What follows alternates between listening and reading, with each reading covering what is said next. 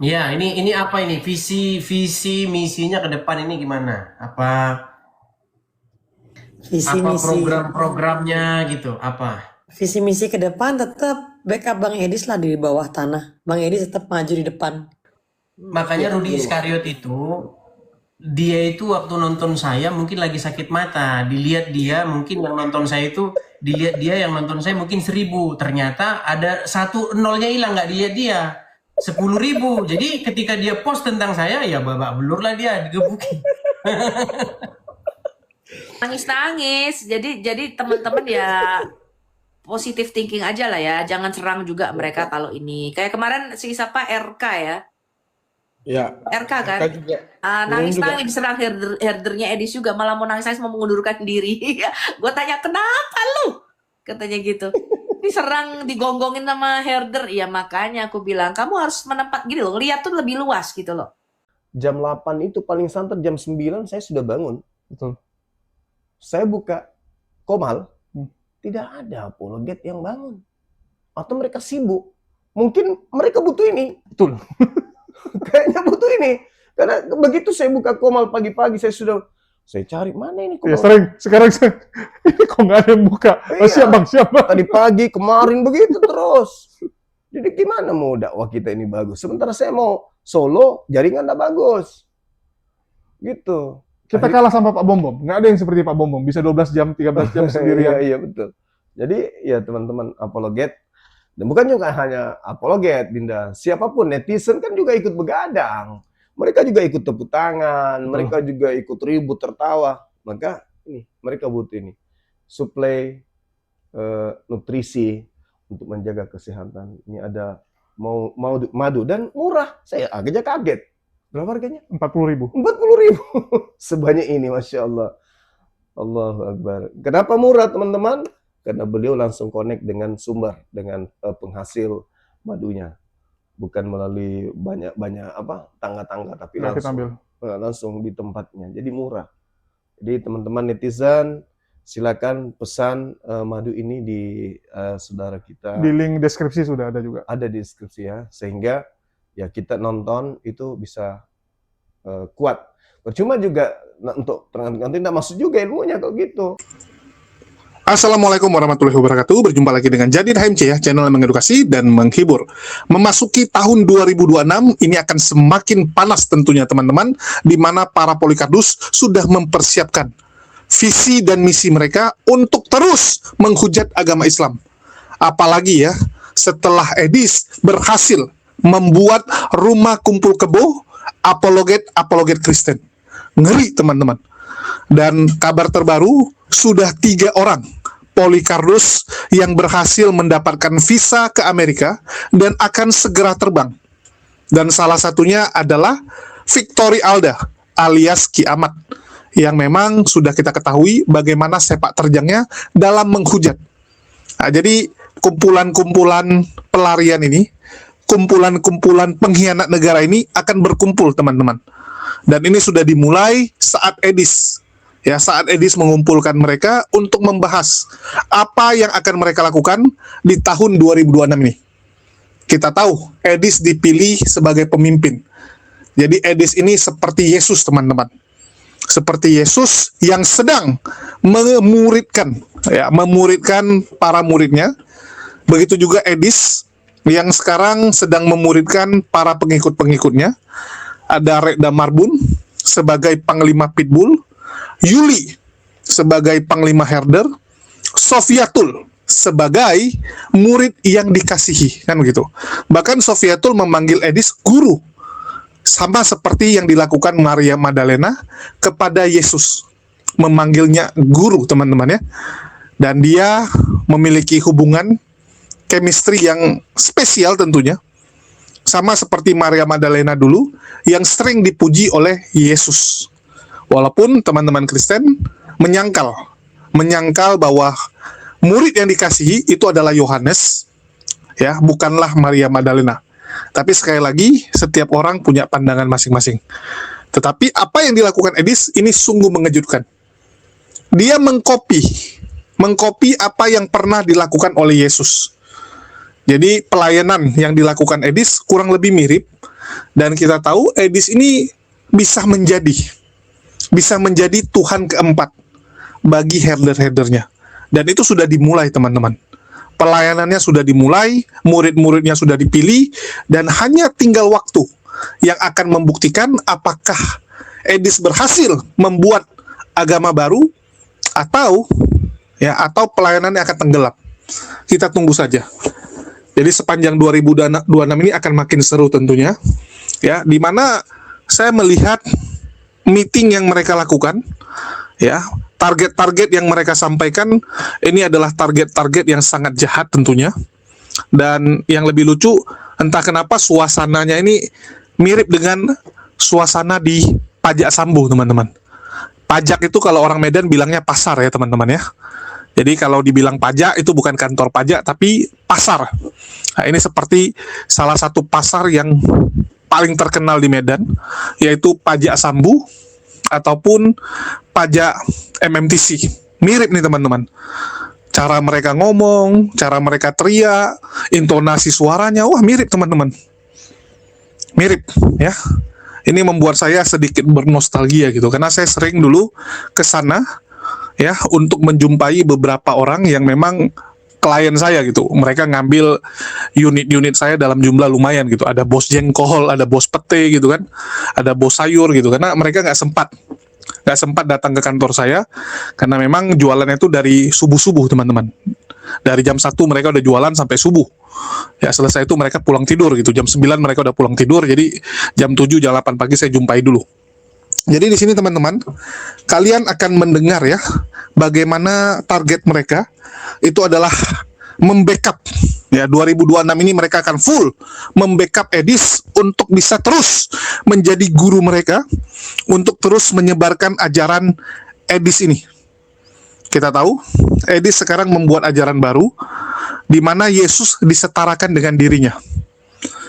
Yesus hanyalah utusan, Yesus masih punya Tuhan, kan gitu. Penyalipan rancangan iblis. Wah, ini keren-keren nih ajaran dari Edis ini. Jadi dia sedang mengajarkan pengajaran seperti itu, dan tentu saja dia butuh tim yang membackupnya. Dan Yuli mengatakan siap, 2026 nih mereka akan full membackup Edis, apalagi kalau Yuli sudah berhasil diterbangkan ke Amerika. Ya, jadi Yuli adalah salah satu dari 3 nama yang juga mendapatkan visa. Selain Victory Alda dan juga Elia Miron ya. Tapi untuk Victory Alda ini masih pending, lantaran sekarang ribut dengan Edis. Waktu permohonan visanya masih teman. Masih jadi salah satu 4 utusan utamanya. 4 ya, murid yang paling terdekat. Tapi sekarang kan sudah beda haluan. Apakah nanti akan diganti dengan Erben atau ada donatur lain yang siap menampung Victory Alda, kita nggak tahu. Yang pasti Victory Alda standby kan visanya supaya kalau nanti jadi DPO, kalau nanti sudah dipanggil oleh pihak kepolisian, dia tinggal kabur gitu kan, tinggal cari siapa yang mau menampung dia di Amerika. Karena kan nggak harus rumah Edis juga. Banyak orang-orang Islamophobia yang siap menampung mereka di Amerika. Karena begitu besar kebencian mereka kepada agama Islam. Dan saya berharap pemerintah nonton video ini, agar ini jadi perhatian khusus, bagaimana mereka ini sedang mempersiapkan rencana jahat untuk merusak toleransi di negara kita. Dan pelaku-pelakunya ya ini aja gitu kan. Ngeri, teman-teman. Oke? Dan kita dengar dulu, teman-teman, ya, bagaimana Edis mulai membahas target 2026, apalagi ya, fokus Edis adalah 2026 kekristenan harus segera meninggalkan Trinitas, dan Trinitas itu harus segera dibuang ke tong sampah. Sama seperti yang dia sampaikan kepada Elia Miron ya, bahwa Trinitas itu harus segera dibuang ke tong sampah. Jadi bagi teman-teman Kristen yang masih mendukung Edis, ya silakan kalian berpindah agama menjadi agama Edis. Karena kasihan Kristen yang jadi korban, saya lihat. Kristen yang jadi korban gara-gara kebejatan yang kalian lakukan. Kita dengarkan dulu.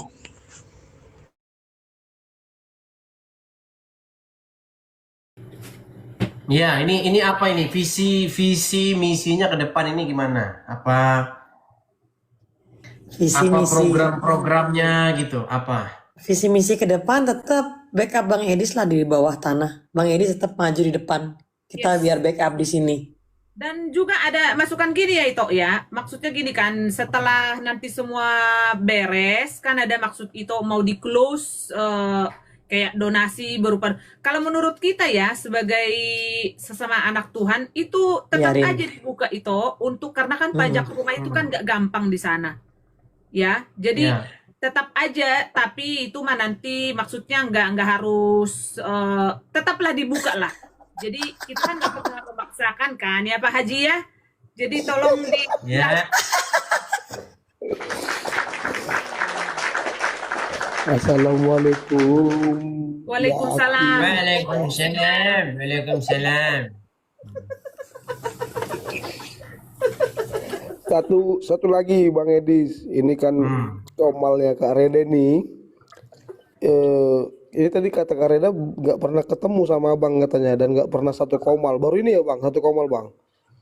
Iya, tadi saya lewat-lewat begitu. Hari ini kan saya nggak siaran ini dari malam Ya. mulai malam. Kalau saya nggak siaran, biasanya saya agak ada energi gitu buat gabung-gabung gitu. Kalau habis siaran itu capek banget. Mau gabung lagi udah capek. Ya Iya. betul. Dan nggak harus Jadi dipaksa juga lah. komal ini kan Bang ada setelah itu Yuli. Kan gitu. Kemarin kan itu Yuli kan yang juga ikut apa namanya? Yang memulai berjuang lah untuk ya mengcounter orang-orang yang mempersekusi Abang, baik di komal-komal atau dimanapun kan gitu kan, bahkan di grup-grup WAG hamba-hamba Tuhan gitu. Jadi setelah masuklah Kak Reda ini, karena Kak Reda ini juga yang menampung kita, yang gelisah, resah gara-gara ulah-ulahnya mereka kan. Jadi setelah Kak Reda ini ada, ya misi kita satu Bang Edis. Misi kita satu, bagaimana pelayanan Abang itu tetap jalan terus. Ya, saya pribadi juga kemarin udah bersaksi bahwa saya sudah mengalami buah pelayanan Abang. Buktinya di gereja saya sudah ada yang dari Islam convert ke jadi Kristen Bang. Ya. Gitu. Jadi artinya kami jaga terus harapan ini tahun 2026 seperti kata Ito Yuli tadi, harus makin hebat dan makin cascus 2030 mayoritas Kristen Bang. Iya. Oke. Jadi memang kadang-kadang saya nggak terlalu merhatikan ya orang-orang yang suka ngomong-ngomongin di belakang. Jadi beberapa orang kirim, memang belakangan ini saya perhatikan. Jadi biar teman-teman tahu ya, asal usulnya itu bagaimana. Jadi Rudy ini asal usulnya itu gini. Jadi Rudy ini dari dulu dia itu memang, tapi sebelum saya bahas dia ya, kemarin waktu pembukaan tahun saya bilang kalau misalnya saya ada salah teman-teman, ada tutur kata yang mungkin selip segala macam, saya mohon maaf. Udah saya bilang begitu kan. Ternyata dia nggak berubah, masih aja terus. Ternyata dia masih saja kebiasaan di 2025 itu masih di bawah. Nah, biar teman-teman tahu sejarah dia itu begini. Dari dulu yang namanya Rudy Yohanes ini, dia begitu mudahnya ngomongin orang tanpa harus klarifikasi dulu. Contoh ya. Dia bilang Esra Soru isi kepala kotoran. Dia bilang Pak Bom isi kepala kotoran. Bom Surombom, dia bilang pokoknya semua. Ya, Gitu. ada Pak Gilbert dibilang isi kepala kotoran. Pokoknya dia begitu gampangnya ngomong begitu. Nah, cuman dia nggak merhatikan perkembangan medsos. Nah, tiba-tiba dia begitu gampangnya juga ngomongin saya, begitu. Nah, dia nggak tahu dampaknya itu. Akhirnya ketika dia ngomongin saya itu, dia kan diserang banyak netizen itu. Ya. Nah, ketika dia diserang banyak netizen, memang akhirnya secara ekonomi dia babak belur. Jadi sebenarnya intinya Rudy Iskariot itu dia itu karena dia terserang secara ekonomi. Iya, sampai sekarang Bang. Betul. Iya, sampai sekarang. Makanya akhirnya dia jadi seperti itu. Makanya saya bilang, sebenarnya saya kasih saran sama dia, kalau dia mau berubah, yang sudah di 2025, dimulai lembaran baru 2006, Ternyata dia nggak berubah, dia masih seperti itu. Gitu. Ya makin memperparah kan Bang ketika dia beraliansi dengan ini kan Bang, dengan RT 6 ya Bang. Sesama, iya, dia malah satu duduk satu orang dengan para penghujat Tuhan Yesus begitu. Seperti dia duduk sama Riva, duduk sama ini berkongkong-kongko di situ kan. Betul Bang. Iya. Itu Itu menunjukkan bahwa dia memang udah Udah offside itu. Dia mau habis mualaf. habisan dia. Bahkan kemarin dia ngangkat isu mau mualaf karena memang ya itu dukungan, kan dia kan sebenarnya kerja juga nggak jelas kan, fotografer. Jadi secara ekonomi dia memang kena di situ, kehantam. Karena pertama ketidakpercayaan masalah rumah anak terong kemarin kan, rumah anak terong, terus kasus apa itu GKI, apa GBI Kairos. ya GBI Kairos. Nah terus ketika dia nyerang Bang Edis juga dukungan dari orang-orang Kristen berkurang. Yang dukung dia kan orang Muslim. Dan dia jadinya gini, saya makanya ngelihat itu sebelum dia nyerang Bang Edis waktu itu YouTube-nya dia itu mulai sepi tuh. Untuk YouTube sebesar dia ya 150.000 lebih, itu 3 kali lipat YouTube saya. Itu yang nonton cuman berapa, itu sedikit sekali. Orang saya aja paling kecil 6 ribuan itu. 6 ribuan yang nonton, minimal pengajarannya membosankan lagi. Jadi terus ketika dia Bang Edis mulai naik, dia 85.000. Lihat, oh ini orang benar-benar memang pengen ini ngambil pansos lah ibarat gitu. Makanya dia ngomongin terus tiap hari tuh nggak habis-habisnya. Kayak Edis itu sesuatu banget gitu loh, ya kan Dis? Padahal makannya juga tempe sama sambal doang ini anak gitu loh, ya kan? memang sesuatu lah Bu, kan Iya. Tapi kita bangga ya, maksudnya Bang Edis menjadi salah satu orang yang dibicarakan di MUI ya. Ini udah menggeser kedudukan Sofia sebagai buronan nomor 1 nih. Gimana nih? Parah. Dulu gue buronan nomor 1, kok sekarang di bawahnya Pak Gracia Pelo, Pak ini Saibuddin sama Edis ya. Iya. Kenapa pula nggak nomor 1 kan Bu Sofi? Karena sekarang Bu Sofi sudah banyak orang-orang mereka RT 6 itu yang udah goyang loh Bu Sofi. Oh iya, saya percaya 2030 kita gencar terus. Jadi sebenarnya kita lebih bersatu ya, jangan saling nyerang lah. Intinya gini loh, ada perbedaan tafsiran, perbedaan pandangan, anggap itu segi belajar lagi gitu loh. Ya, saya belajar banyak dari Bang Edis. Belajar saya untuk itu akhirnya kita buka Alkitab lagi. Oh, yang diomongin Edis ini masuk akal juga gitu. Jadi kita mendudukkannya pada ini. Jangan kita langsung cepat-cepat ngejudge gitu loh teman-teman ya. Cepat-cepat menghakimi gitu ya. Nah seperti itu lah. Makanya Rudi Iskariot itu, dia itu waktu nonton saya mungkin lagi sakit mata, dilihat dia mungkin yang nonton saya itu, dilihat dia yang nonton saya mungkin 1.000, ternyata ada 1 nolnya hilang, nggak dilihat dia 10.000. Jadi ketika dia post tentang saya ya babak belur lah, dia digebukin. Nangis. Jadi teman-teman ya positive thinking aja lah ya, jangan serang juga mereka kalau ini. Kayak kemarin si siapa RK ya.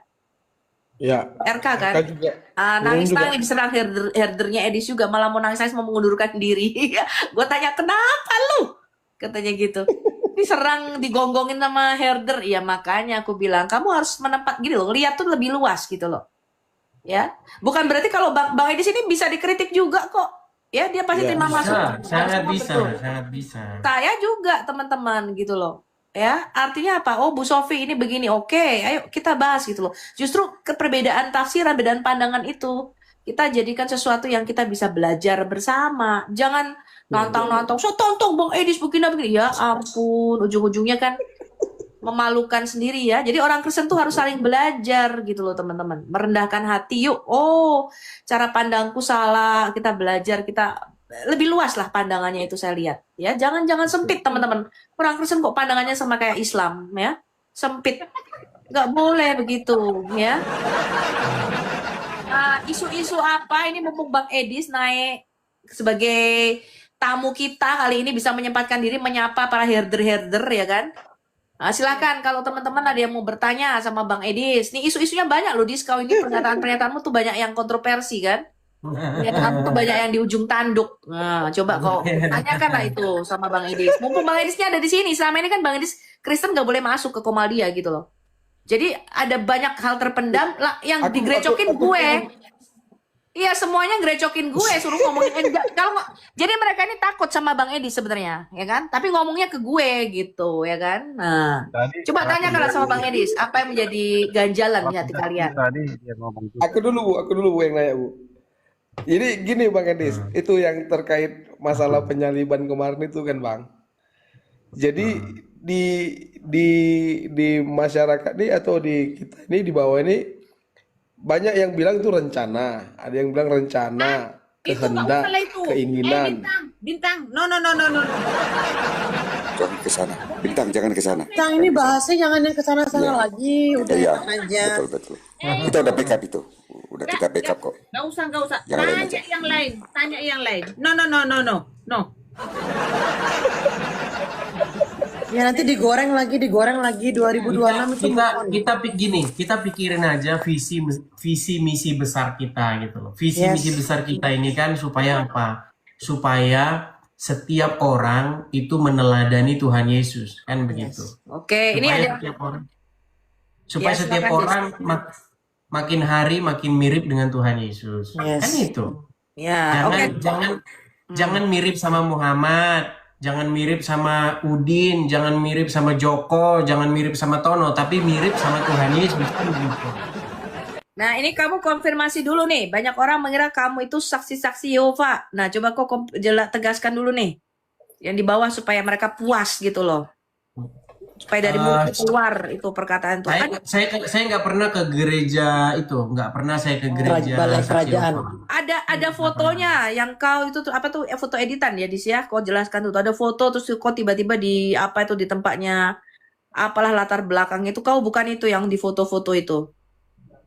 Kalau namanya zaman sekarang ini kan gampang sekali tuh mengedit, ya kan? Iya, foto gue juga diedit Dis pakai baju babysitter. Buset, gue sampai heran. Ini orang dari mana foto gue bisa gendong bayi, coba bayangin. Heran aku orang-orang nih ya. Jangan salah loh ya. Di sini cuci-cuci piring saja itu ya kalau dikirim ke Indonesia itu banyak teman-teman gitu. Jadi orang-orang yang suka ngejek-ngejekin begitu mereka tidak tahu gitu. Di sini cuci piring, di sana gaji sebulan udah 50 juta coy kalau di kurs uang Indonesia. Lu cuci piring di Indonesia dapat berapa? Jadi jangan menghina lah begitu. Walaupun ada kelebihan ada kekurangannya gitu. Jangan kok jadi sampai ke pekerjaan-pekerjaan di bawah gitu loh. Iya. Makanya yang nggak sehat tuh kan gitu. Kita ini kan debat toh. Kita ini debat membahas hal-hal yang kadang teologis, kadang hal-hal yang kosmik yang kita nggak pernah. Emang kita udah pernah naik ke surga kan belum? Ya, Jadi- kadang-kadang jadi beda-beda namanya penafsiran. Iya namanya beda ya nggak apa-apa gitu. Yang nggak terima ya nggak apa-apa gitu. Iya, nggak terima nggak Masa- apa-apa. Artinya gini, penonton tuh kan bisa nyimpulin sendiri. Oh yang ini saya nggak terima, udah. Yang lainnya saya Nggak terima. cocok. Ya, gitu saja gitu. Ini nggak cocok, tapi kan Anda bisa cek and recheck gitu loh. Pernyataan Bu Sofi, pernyataan Bang Edis, itu Anda kan bisa pelajarin lagi. Gitu Iya. loh. Tapi kena mereka malah menyerang pribadi lah, malah begini-begini. Saya juga heran. Ini orang-orang Kristen yang memang aneh-aneh. Ya. Gitu teman-teman ya. Rasul Paulus saja kadang-kadang berbeda pendapat dengan Simon Petrus kan begitu. Iya. Yakobus. Jadi nggak itu nggak jadi soal begitu. Seperti itu. Iya. Coba tambahkannya. Terima kasih lewat room ini. Saya tidak akan cari panggung ya. Teman-teman ada 1.400 di room. Lewat room ini saya katakan, Scooby-Doo bimbing, cari saya di room kecil. Kita bicara. Jangan di room ini. Terima kasih kemarin dia cari saya di room kecil dan kami bicara. Tentang bagaimana peradaban manusia ketika menyampaikan kalimat cantik, kalimat baik, dan ketika bicara kekristenan harus dibenarkan oleh Alkitab. Sekarang kamu sudah lihat bom-bom kerendahan hati sahabat kita, siapakah namanya, Edis TV Sidaputar. Dia siap dikritik, tapi kalimat cantik itu disampaikan. Jangan justifikasi dia, jangan kriminalisasi dia, jangan salahkan dia kawan ya. Saya sudah bijaksana, saya sudah merubah kata-kata saya untuk kamu, sahabatku bom-bom. Artinya Gugurlah sudah narasimu ingin membetulkan seorang Edis TV. Kalau caramu begitu ya, nggak boleh begitu. Saya herder di sini. Ketuanya adalah itu Reda. Saya siap untuk bagaimana melibas kalian ketika kalian mempersalahkan Edis TV.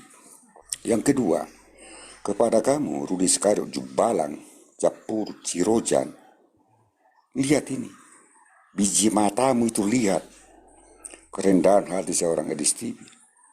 Dia care untuk semua orang. Dia siap untuk dikritik, dia siap untuk dinasihati. Biji matamu tidak bisa dinasihati. Sok pinter kau lapet, penggelap uang kamu. Maaf, saya memang tegas di room ini. Itu Reda tahu itu. Jadi hal-hal demikianlah, sahabatku. Tetaplah kerjakan, ambil bagianmu ya. Jadi saya tidak usah vertikal sama kamu.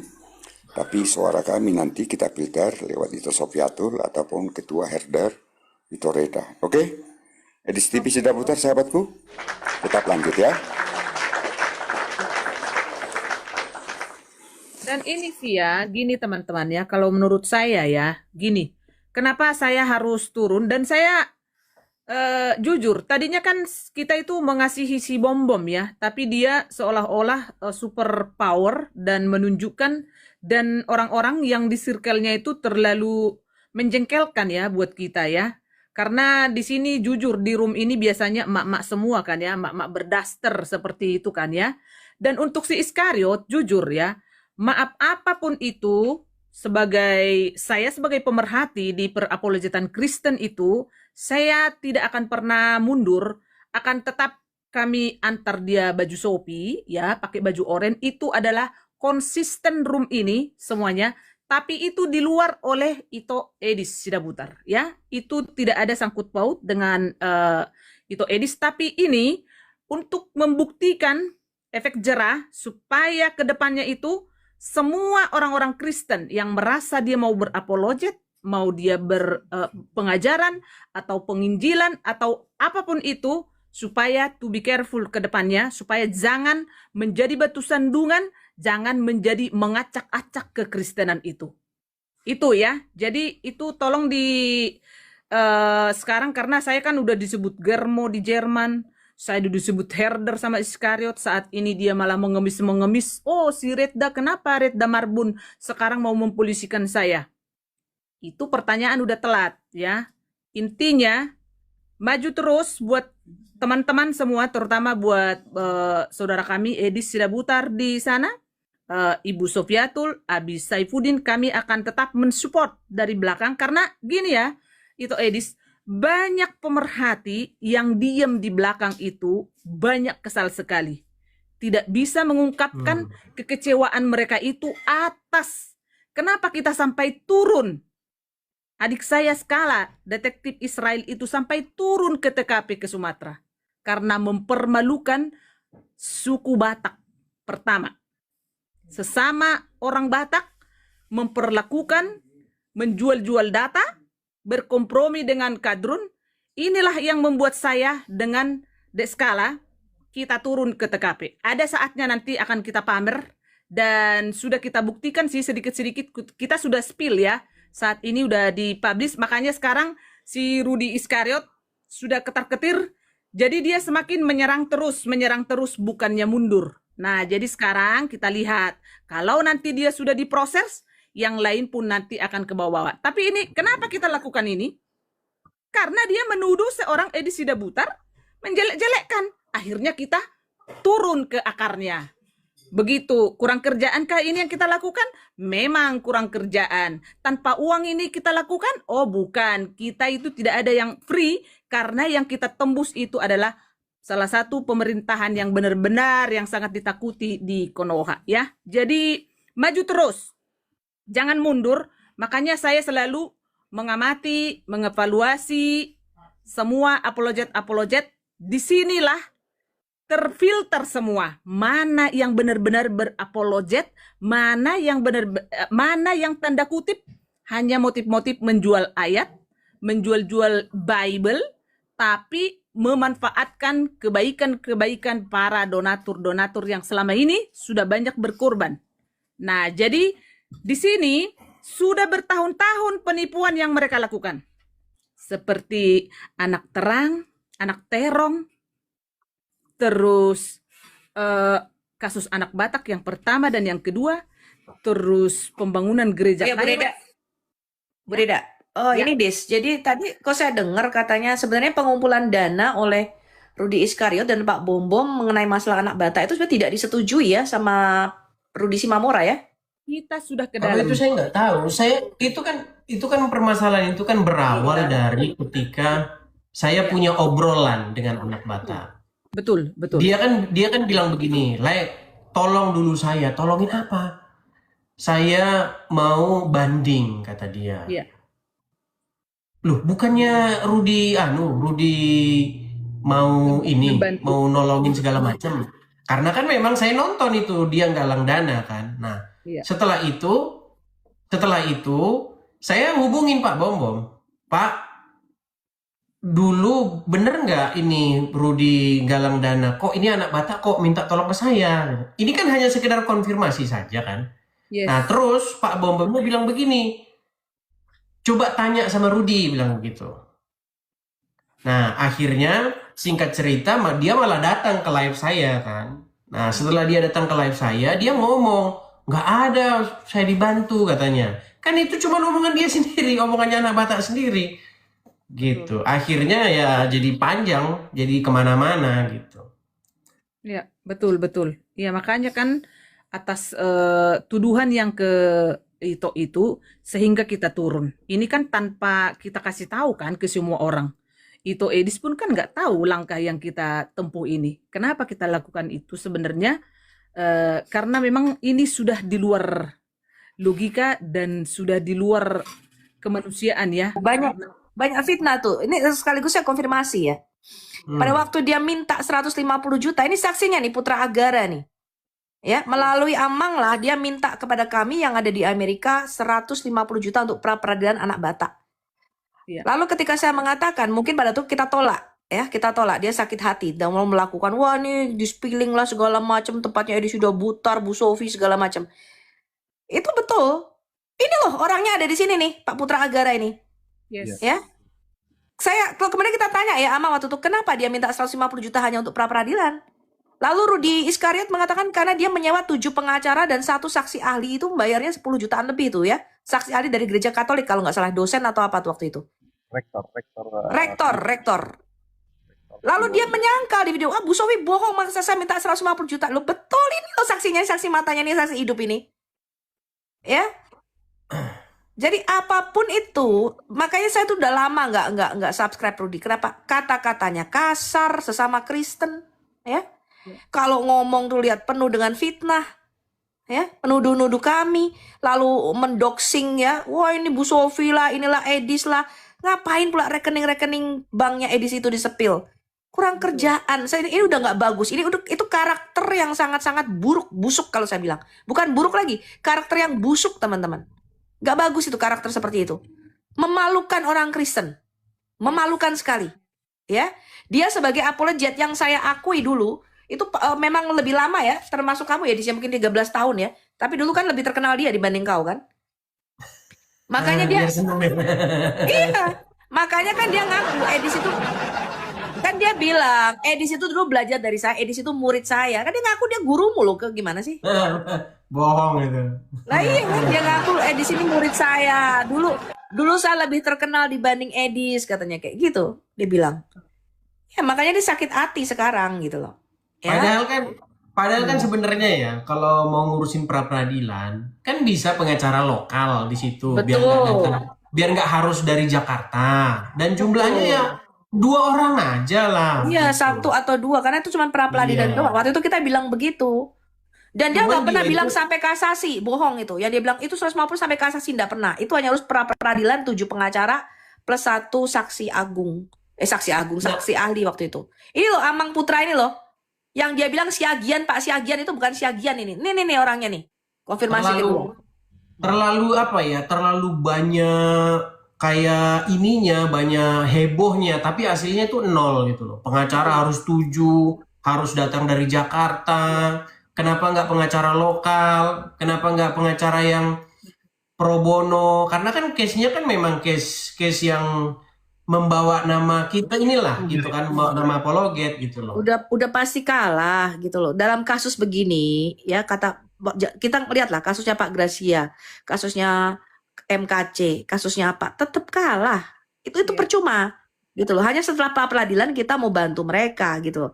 Pra peradilan kita ngelontorkan dana banyak itu nggak guna karena pasti kalah. Aku udah bilang ini pasti kalah nih kasus. Cuman kita tinggal tunggu keputusan. Kalau 4 tahun mungkin kita bisa bekerja jadi 2 tahun. Nah disitulah kita akan bantu di belakang gitu loh. Iya. Ya, kita udah ngerti orang kita bantuin semua kok apologet ini di belakang. Dan Iya. juga Kalau mau support itu, kalau mau support anak Batak, mendingan ya langsung aja ke orangnya. Anak Batak perlu apa? Kasih itu, istrinya perlu apa? Karena namanya kepala rumah tangga ditahan, pasti kan ekonominya kan goyang. Ya mending aja support istrinya, kasih anaknya, itu malah lebih jelas gitu loh daripada bikin hal-hal yang heboh, 7 pengacara segala macem, tapi hasilnya zong, 0 besar. Mau gimana? Karena jalan-jalan ke perapat hari itu. bocor. Kadang-kadang dia itu orangnya itu gimana ya, nggak mau nerima omongan orang gitu loh. Jadinya seperti itu. Dia tuh orangnya nggak mau ngertiin, nggak mau terima, dan gampang nyeplosnya itu gampang banget. Dia nggak tahu efek panjang daripada apa yang dia katakan dan dia lakukan, itu dia nggak ngerti efeknya. Iya. Itu yang saya nggak suka. Makanya udah lama saya nggak pernah, karakternya yang busuk karakternya. Ya. Tapi walaupun Tambahkan ya. walaupun demikian, kita seperti kata Injil kan, 7 kali 7 kali kita harus tetap memberikan sesuatu supaya dia itu tetap menjadi yang positif gitu loh. Ya, tapi kata Alkitab juga ya, jikalau saudaramu salah maka tegurlah dia di bawah 4 mata. Kalau misalnya masih lagi begini, kalau masih lagi begitu. Tapi kalau sudah dinasehati, berarti anggaplah dia sebagai orang bebal. Nah, apakah dia mau kita simpulkan sebagai orang bebal ya?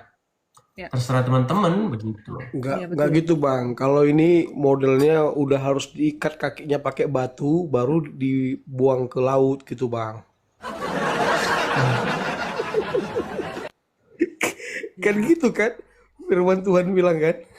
Dan juga kan di pra peradilan itu kan mereka kan bikin rusuh, ya. Si ini bikin rusuh, ya. Si Iskariot Hurje ini kan bikin rusuh, ya. Si Pinhalogu ini akhirnya gitu dong. ya, akhirnya itulah yang memberatkan juga hukuman si anak Batak. Kita udah ke dalam ya, dan nanti akan kita tampilkan secara langsung karena si detektif pun masih di Medan. Jadi nanti akan dari korban langsung yang berbicara ya. Ini kita tempuh demi apa teman-teman? Supaya memberi efek jerak. Jangan dikira si Edi Sidaputari itu kan di Amerika, dia kan di sana nggak akan sanggup gini. Nggak bisa seperti itu. Ya, kita itu satu tubuh, satu saudara di dalam nama Tuhan Yesus Kristus. Ya. Jadi Jadi ini juga ya, ini juga saya mau ini. Jadi apa yang bikin saya itu pada waktu itu akhirnya memang saya acuh tak acuh sama. Karena Rudy ini kan nelpon saya dia. Iya. Dia nelpon saya. Dia bilang begini, Edis, kamu itu ya, kalau walaupun kamu kikis gunung itu, kamu kasih sama anak Batak itu, tetap habis itu. Emang kenapa katanya? Ini omongan Rudy ya. Kata anak Batak fitnah. Ya. Jadi Rudy itu ngomong gini, waktu Rudy Iskariot diperiksa, ditemukan di HP itu judi slot. Ya, Rudy Simamora diperiksa, didapati di HP-nya itu judi slot. Jadi dia itu kecanduan judi online. Kata dia begitu. Nah, karena saya menerima informasi seperti itu, akhirnya kan saya nggak tahu ini. Makanya saya nggak mau. Makanya saya angkat tangan. Oh, kalau gitu kalian clearkanlah masalah kalian. Itu. Ya.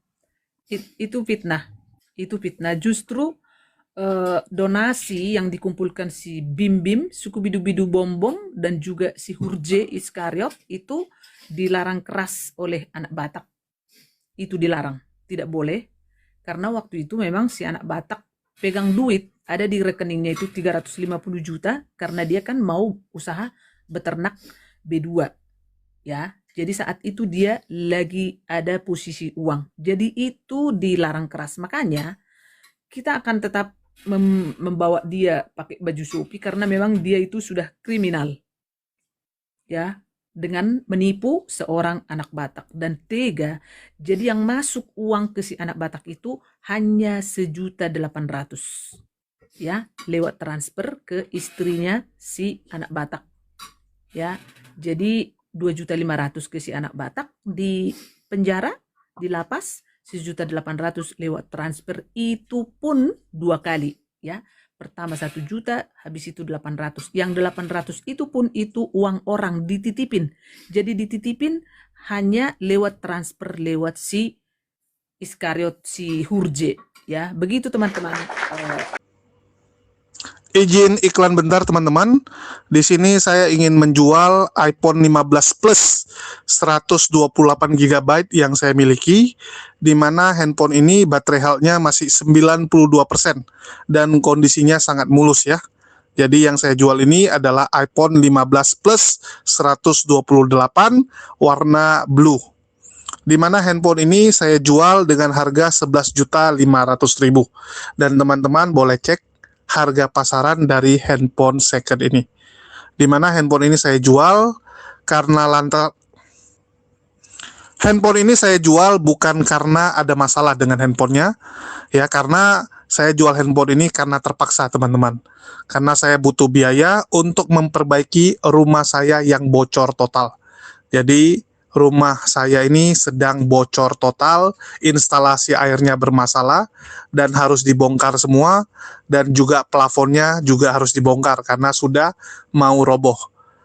Terpaksa handphone ini saya lepas, dan handphone ini selama ini saya gunakan untuk merekam video-video saat saya berjumpa dengan narasumber.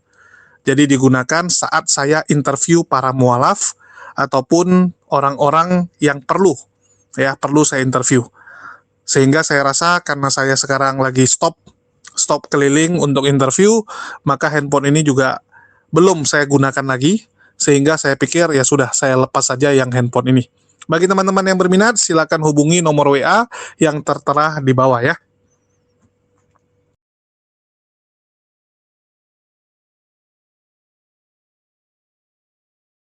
Oke teman-teman, sudah dengarkan ya.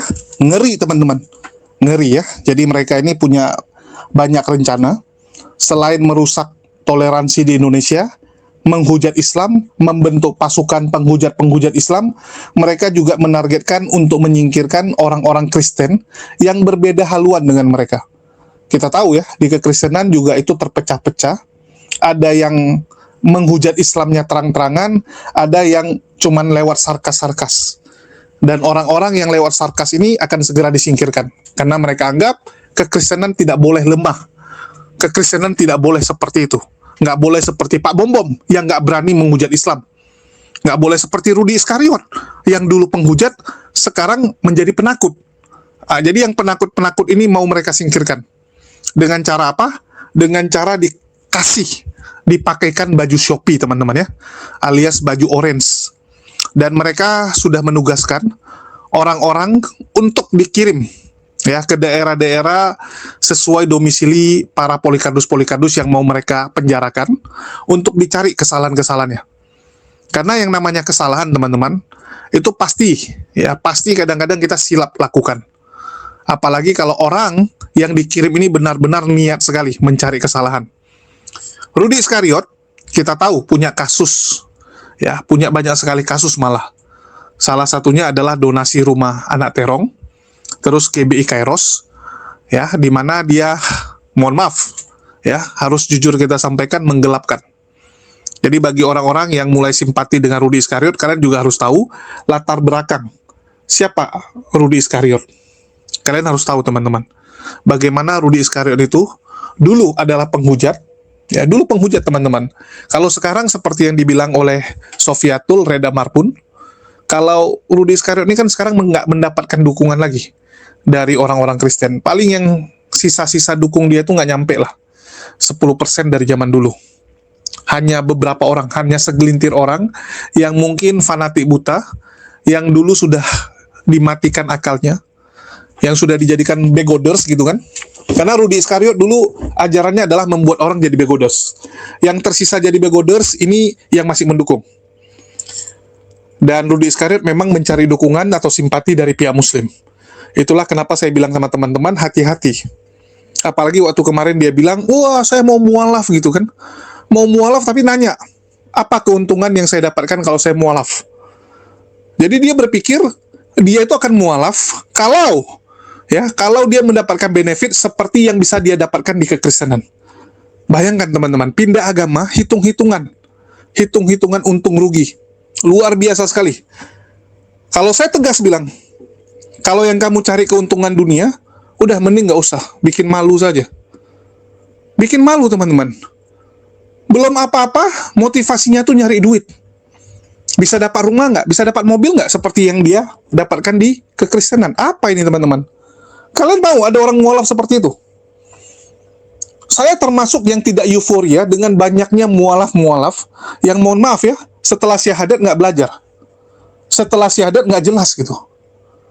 Dan ini sedang terjadi teman-teman. Sedang terjadi. Kalian boleh cek. Kalian boleh survei. Dari sekian banyak yang syahadat secara online tahun lalu, di tahun 2025 banyak sekali yang syahadat online. Coba kalian kontak, coba kalian hubungi, masih ada nggak orang-orangnya? Kalian akan mendapati ya bahwa yang tersisa hanya beberapa saja. Kenapa? Nggak kuat imannya teman-teman. Belum siap. Belum siap. Sama kayak Rudy Iskariot ini, maunya dapat uang, dapat uang. Otaknya uang terus teman-teman. Harus ada untung kalau pindah agama. Apa ini? Sejak kapan agama jadi bahan jualan? Itulah saya bilang mereka ini adalah Yudas-Yudas zaman now. Penjual-penjual Yesus. Yesus dijual untuk keuntungan pribadi. Dan kalau Rudy Iskariot memang mau dipenjarakan, itu sudah sangat pantas. Apalagi sudah banyak sekali korban-korbannya. Dan sudah tampak kalau Rudy Iskariot ini agak panik teman-teman. Dia bacot bilang, oh harusnya Ruben Adi dong yang turun tangan. Ya, Ruben Adi itu adalah ketua sinode dari GBI. Karena dianggap dialah yang ada di akte yayasan GBI. Harusnya dia yang nuntut. Ya nggak bisa dong. Nggak harus GBI kok yang nuntut. Karena yang jadi korban adalah donatur. Yang jadi korban ini siapa? Donatur kan? Bukan GBI. GBI cuman korban nama. Saya ditawari, mau nggak bang bantu panti asuhan salto 5 kali? Oh saya bilang oke, kasihan saya lihat anak di panti asuhan ini. Saya sumbangkan 1 juta. Dan setelah saya cek, rupanya uang donasi tersebut nggak disalurkan ke panti asuhan salto 2 kali. Salto 5 kali. Malah digunakan sama Rudy Iskariot makan sama anaknya. Digunakan sama Rudy Iskariot untuk menyelenggarakan pesta ulang tahun anaknya. Terus saya tanya, loh, kenapa malah kamu lakukan itu? Rudy Iskariot bilang, lah kan yang penting anak yatim, anak saya yatim gitu kan. Apa ini teman-teman? Kan kurang ajar sekali. Saya berhak nggak nuntut? Berhak. Saya ditipu teman-teman. Saya ditipu, donasi saya digelapkan. Dan tim dari Edis ini, header Edis sudah mengantungi donatur-donatur yang menjadi korban dari Rudy Iskariot. Dan mereka berhak untuk melaporkan itu. Dan kita tunggu saja. Begitu juga dengan Pak Bom Bom kan, yang akan mereka laporkan. Kita berharap jangan omon-omon saja. Karena jujur ya, selama 5 tahun lebih ini saya melihat pergerakan yang dilakukan Polikardus, apalagi yang di medsos, itu banyakkan omon-omon teman-teman. Banyakkan omon-omon. Banyakkan cuman bacot pencitraan. Action nyatanya 0. Rudy Iskariot itu berhasil ya melaporkan saya. Itu pun lantaran apa? Ada yang namanya Manalu. Ya, Manalu itu adalah pengacara Rudy Simamora di kasus dia yang pertama saat dia pertama kali ditangkap. Ya, jadi Manalu ini yang melaporkan saya didukung oleh Rudy Iskariot. Jadi mereka-mereka ini kalau keluar uang bisa, menggalang donasi bisa. Mereka tinggal bacotin dengan donaturnya, kita akan tangkap apologet Islam, ya saya minta dana sekian. Apalagi saat itu saya sedang lagi dibenci-bencinya oleh mereka, karena dianggap menggagalkan misi-misi mereka kan. Saya dianggap sebagai halangan utama dalam misi penginjilan mereka saat itu. Itu donasinya kencang teman-teman, saya tahu betul. Saya tahu betul berapa duit yang dikeluarkan Rudy Iskariot. Gila teman-teman.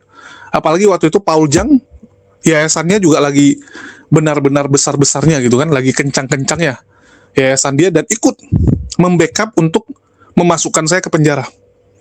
Tapi kalau Rudy Iskariot yang disuruh pergi melapor, mana mau dia malas. Tapi kalau galangin donasi, nge-backup mau dia. Biasanya mereka seperti itu. Jadi saya udah tahu betul kelakuan-kelakuan mereka, teman-teman. Ya, galangin donasi, nge-push mau, tapi kalau turun tangan nggak mau. Dan saya berharap Reda Marbun ini bisa menunjukkan kinerja yang benar. Ya, di sini saya katakan nih, saya acungin jempol 4. Saya bikin konten memuji Reda Marbun kalau dia berhasil memenjarakan Rudy Iskariot. Dimana Rudy Iskariot juga lagi goyang sekarang kan. Udah saatnya gitu. Udah saatnya Rudy Iskariot menuai. Ya, menuai apa yang dia tabur, teman-teman. Terus bagaimana dengan Sofiatul, ya? Terus Edis dan kawan-kawannya nih, and the gang ini. Nah, ini kan kumpulan penghujat ya, di mana mereka berkumpul di Amerika, dan kita yakin akan ada balasan untuk mereka. Mau kamu sembunyi di lubang tikus sekalipun, teman-teman, ya, lubang semut sekalipun, pembalasan itu adil. Kalaupun nggak di dunia, kamu akan dapatkan di akhirat. Tetapi sampai detik ini Allah tidak pernah mengecewakan umatnya. Allah tunjukkan bagaimana keadilan itu. Kita lihat penghujat-penghujat Islam mau lari dimanapun, ujungnya apa, teman-teman? Ujungnya celaka, ya, hidup dalam ketakutan, tidak ada ketenangan, tidak ada kedamaian, tidak ada sukacita, hidup gelisah, ya. Udah berapa banyak? Betul nggak?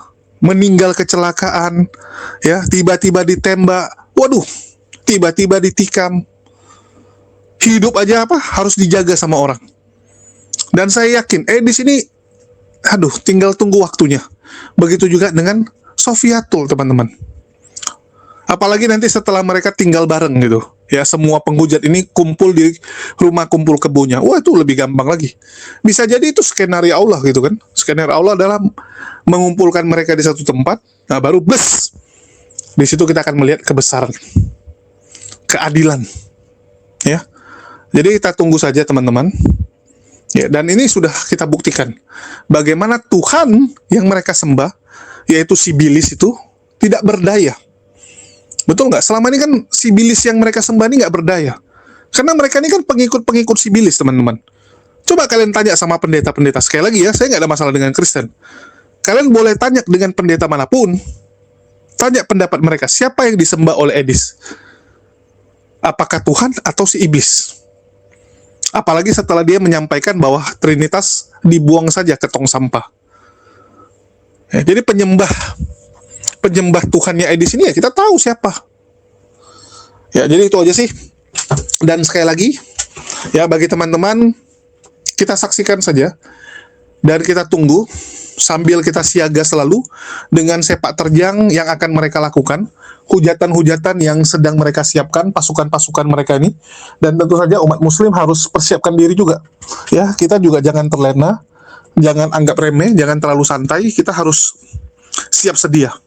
Untuk itu saya berharap akan muncul apologet-apologet Islam yang bisa berjuang bukan hanya di medan debat, ya, di lapangan, bahkan mungkin bisa di Amerika juga dan sebagainya gitu kan.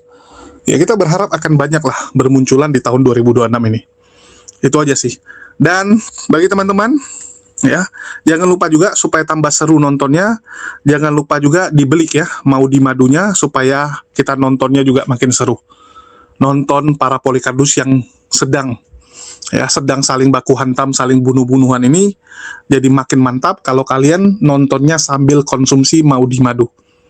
Madu sehat yang bukan hanya segar tapi menyehatkan. Karena sekarang banyak minuman itu segar doang, enak diminum doang, tapi merusak tubuh.